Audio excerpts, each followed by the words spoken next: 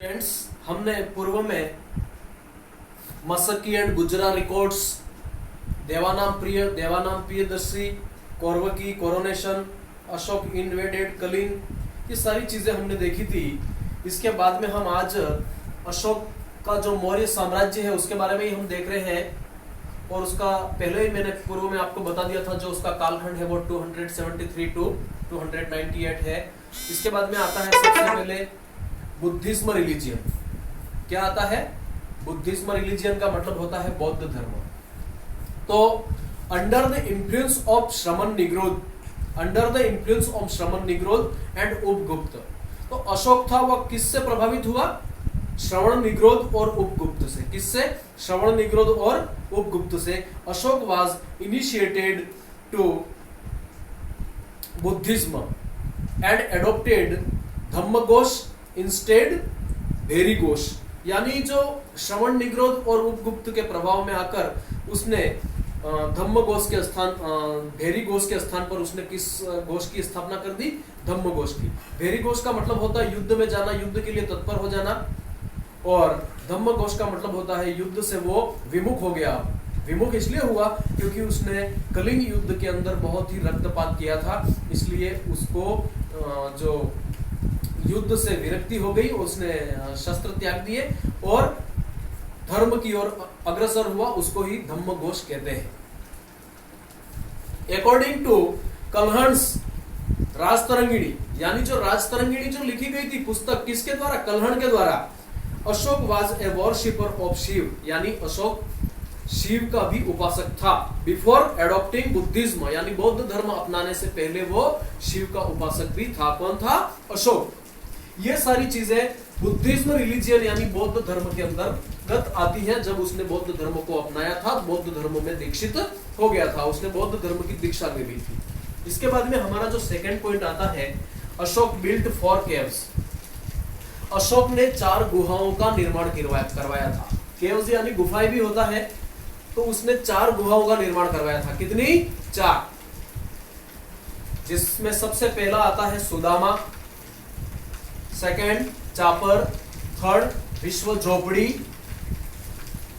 And 4 कर्ण। यानी इस प्रकार से उसने 4 जो केव्स थी उसको वो उसने बिल्ड किया था अशोक ने। तो Ashok build 4 caves for the settlement of his dependents. जो लोग गरीब थे, जो निर्भर नहीं थे, दूसरों के ऊपर निर्भर थे, उनके लिए उसने सुदामा, चापर, विश्व झोपड़ी एंड कर्ण नाम की जो 4 केव्स हैं उसका निर्माण करवाया। तो इसके बाद में हमारा जो थर्ड पॉइंट आता है वो है रिलीजियस ट्रेवल, जिसको धम्म यात्रा बोलते हैं। हिंदी में क्या बोलते हैं उसको?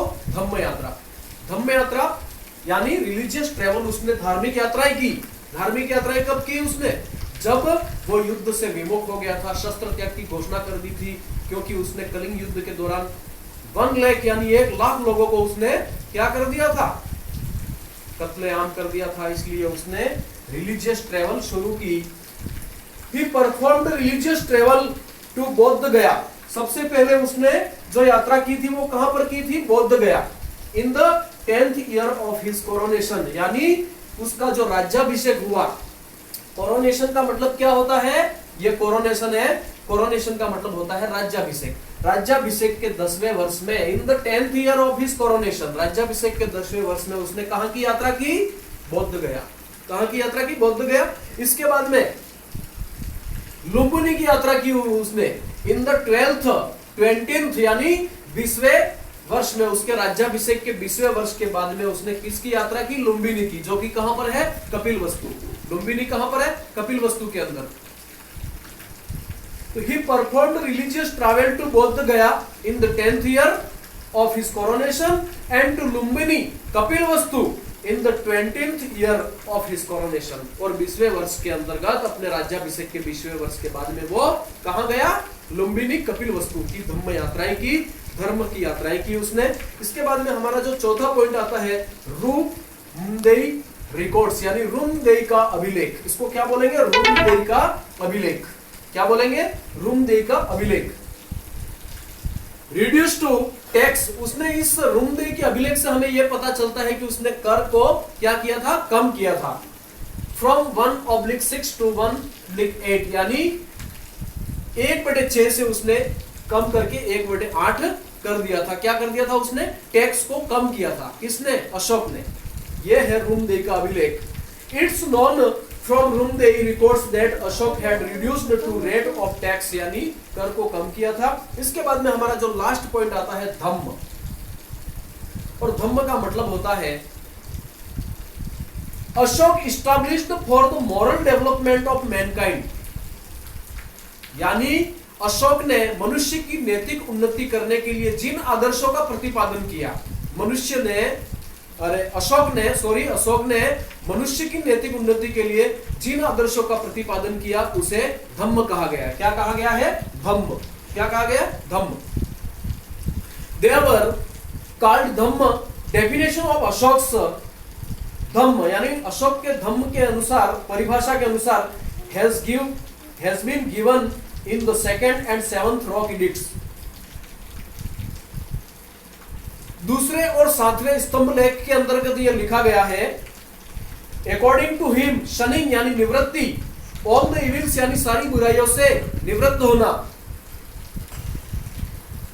Actions welfare of entire world, पूरे संसार की कल्याण की कामना करना, कंपेशियंस, charity, truth, daya, daan and purity of actions is dhamma, यानी इसको धम्म कहा गया है। आज के लिए इतना ही, इसको ही धम्म कहते हैं। बाकी धम्म यात्रा, धम्म महामात्रा, बाकी की सारी चीजें हैं मैं कल आपको बताऊंगा। Thank you.